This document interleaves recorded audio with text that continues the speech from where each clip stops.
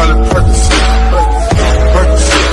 Miley Percocet, represent, gotta represent, chase it, never chase it.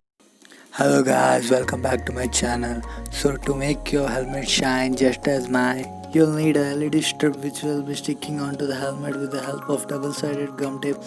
Make sure to stick it very tight. This LED strip you will find it on Amazon or Flipkart just for 100 rupees.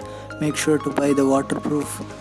So after sticking the LED strip, you'll need to insert the wire in order to hide the wire inside the bracket of the helmet.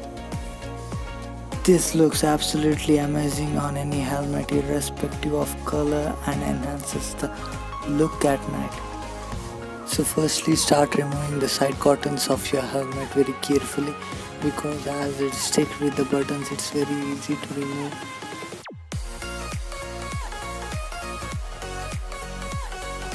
Later try to stick the high power battery inside the helmet with the help of double tape gum tapes.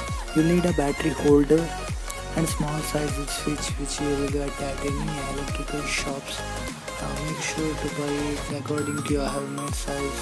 Connect the battery terminals to the switch and from the switch to the LED strip.